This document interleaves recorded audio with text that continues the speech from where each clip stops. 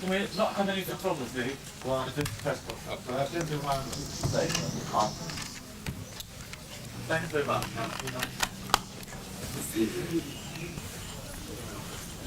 Good morning. Good morning. Morning. The Pink Floyd has been now officially in space now with the Russians, hasn't it? Yeah. How was it? It was great. I didn't feel a thing. No, really, what's the skill? You know, the young taking on. It certainly was. It was a thrill to go there, watch it going up. It's some powerful stuff.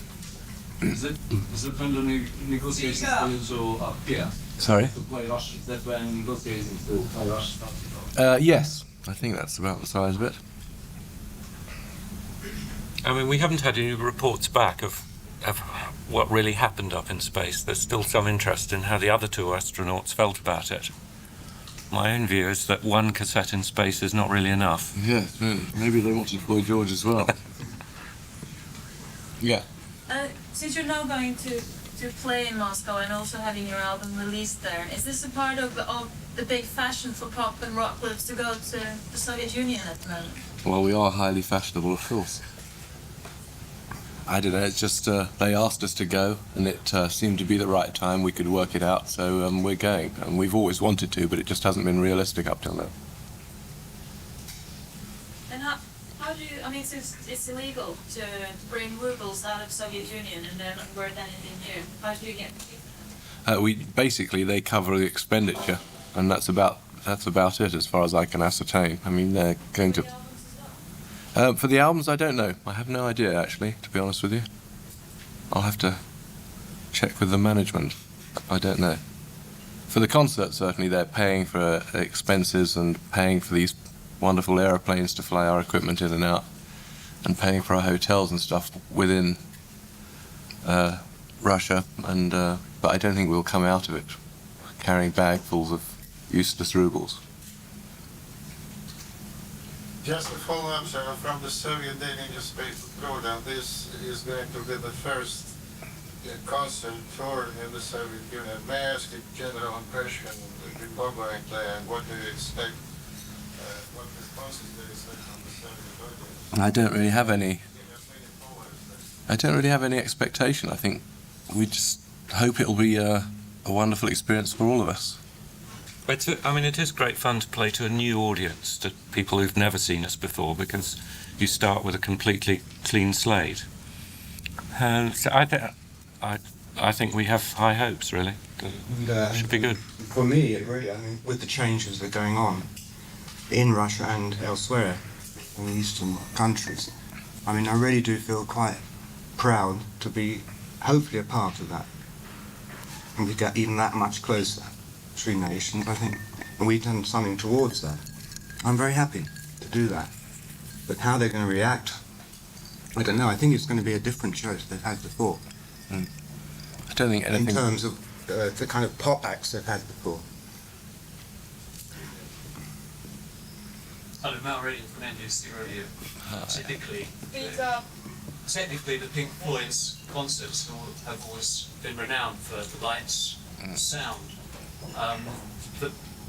The Soviet Union isn't really set up to produce these kinds of events. Is it going to be harder for you with the equipment, with the electricity and with the facilities available to put on the show that you've been putting on in the West? No, it's not, because we carry everything ourselves, absolutely everything. We carry our own power generators and all our own riggers. The whole thing is put up by our people, and the power is done by our people, so there should not be any problems of that sort.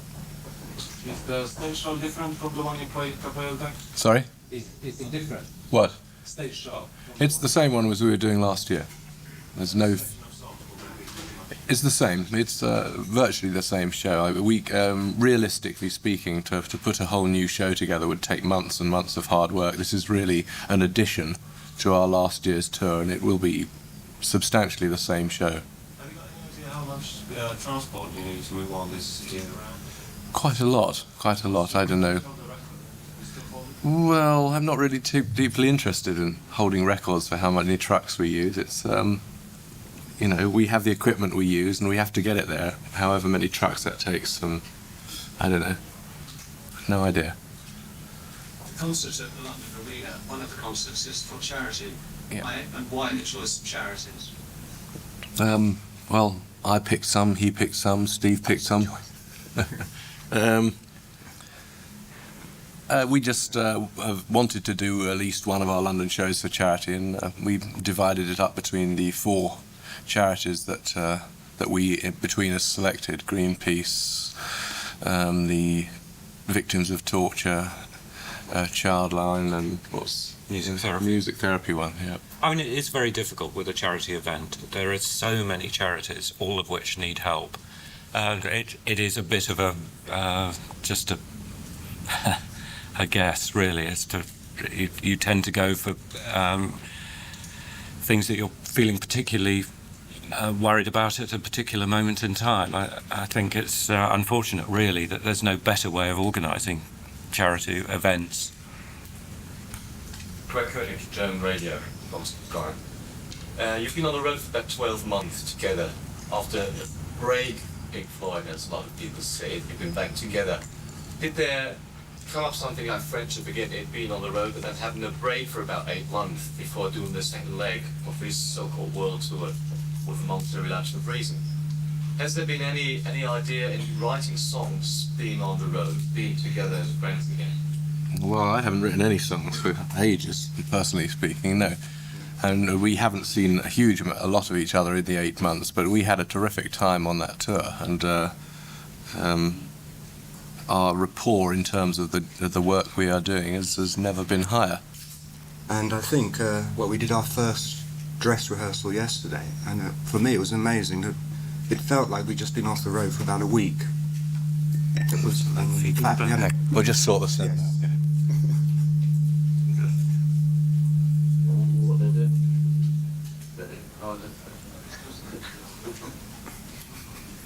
Well, I just would like to go on with that question again, because Yeah. having had a break, did you think anything about music in this break? What did you do? And are there plans to go on recording probably next year? There are no plans to not record, but there are no plans to do anything at the moment. I mean, I have not made any plans. I don't think any of the rest of us have got any specific plans at this time. I mean, I think it's inevitable that we will record again. I mean,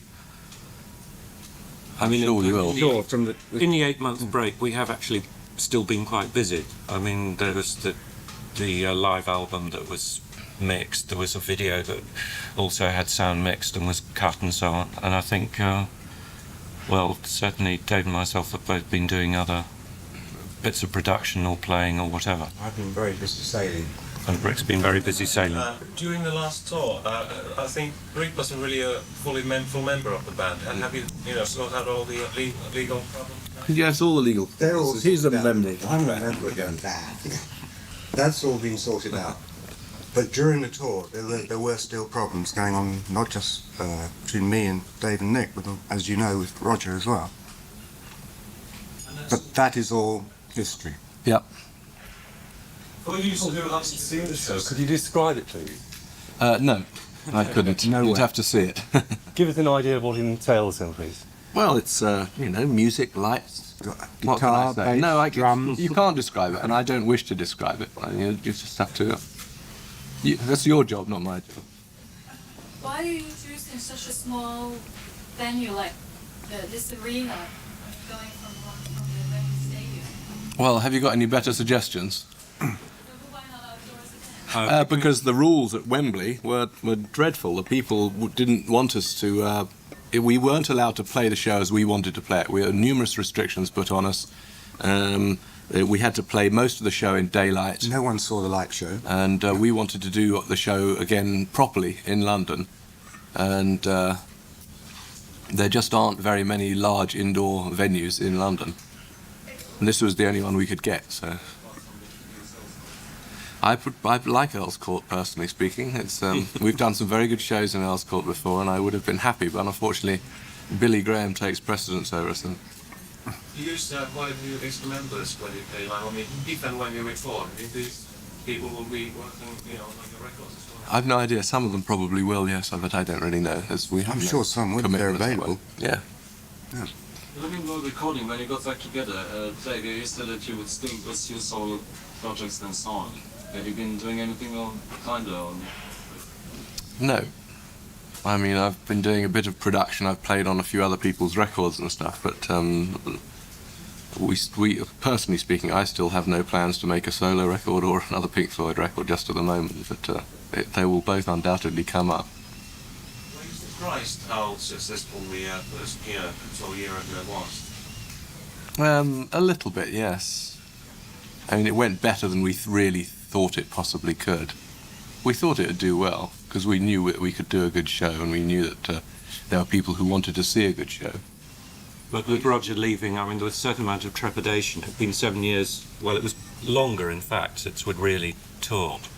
So you never know whether people are, if not going to forget you, you worry really you're going to become a nostalgia band and people are just going to come and see you who saw you sort of 15 years ago. What's really important is to pick up a new audience who are sort of interested in what you're doing now rather than what you did 15 years ago.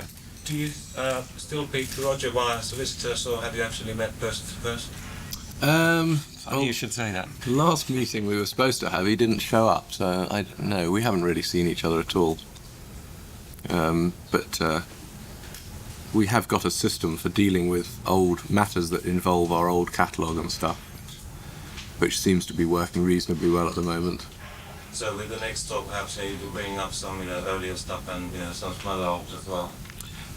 We have no restrictions. I mean, we can do whatever we want. What we do in the future will be whatever we decide to do at the time.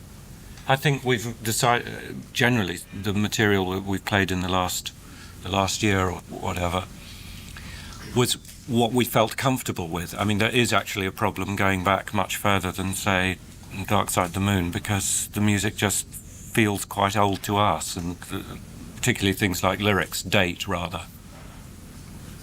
And we don't, there are songs that I don't feel comfortable singing if Roger sang them originally and stuff. And the show we do now is pretty long, and I think it covers just about everything that we like, and that we feel comfortable playing from our past. So maybe Echoes is a good example. I think we like playing that musically, but lyrically, it wasn't that much fun to do when we did Echoes a few times at the beginning, was it? Do you enjoy being the front person now instead of just having the flashlight when you were playing your guitar solo in money? Well, to be accurate about it, I was the front person through all the years of Dark Side of the Moon. I sang 80% of the Dark Side of the Moon album, the albums before then.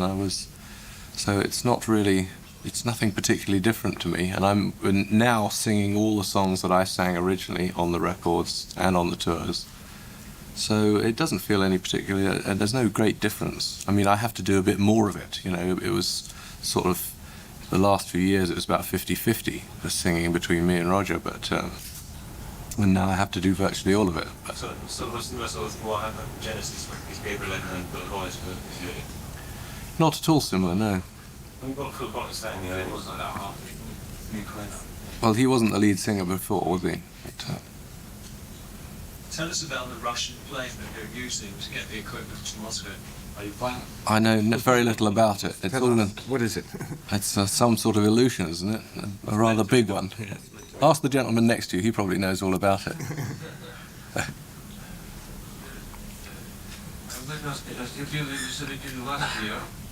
I'm sorry? You've been in the Soviet Union last year, if I'm not mistaken. Yes. Could you say just a few words about your meetings with some maybe Russian musicians, or just some impressions of those meetings? Well, we went to the Gorky Park Rock Club and met some Russian musicians there. And we had the best meal we had in Russia down there. I don't know. It's very difficult to say. We had a very good time in Russia. It was terrific. We went to the opera and the other things as well. Got a little bit of Russian culture. Unfortunately, I didn't go. So they forgot to ask me. Oops. Gilmour guitar from Italy. Could you tell us something about the concert in Venice on the island? The concert in Venice.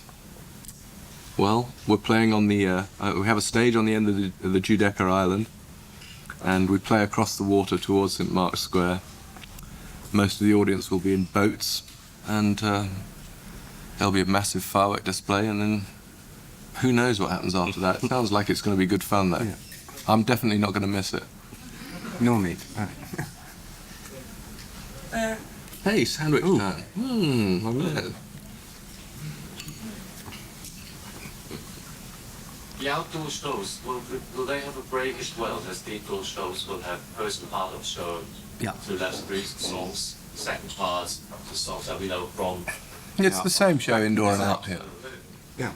They do break in the outdoor shows. Yeah. Indoors or outdoors, the musicians still need a rest at our age. And the audience need to go to the toilet and stuff, you know.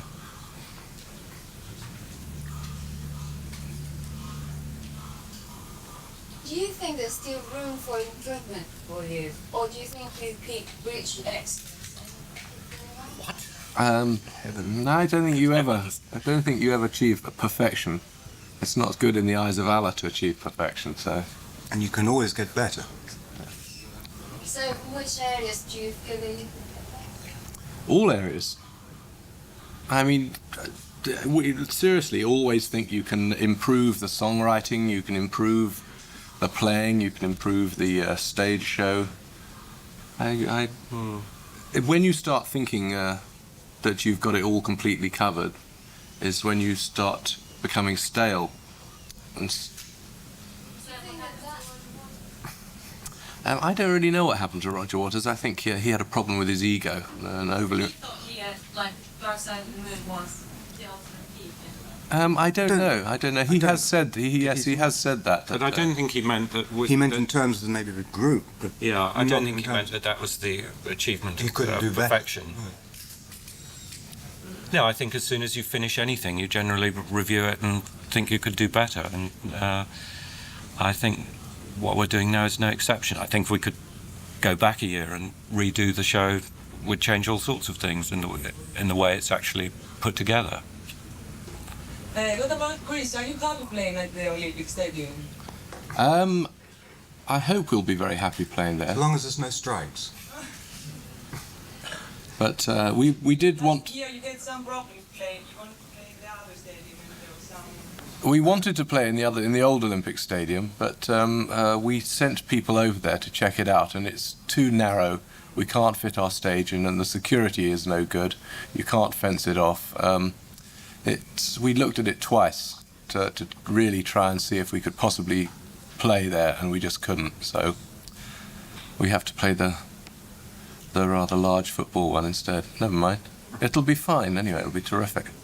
Talking about security and playing for massive audiences, 100,000 people or more, did you really got any bad feelings when listening to the horrible thing that happened in Champions in this football match? Did you ever have a negative feeling being on stage, watching thousands of people turning on the music? Do you feel a responsibility to get as much safety as possible? Yes, we do.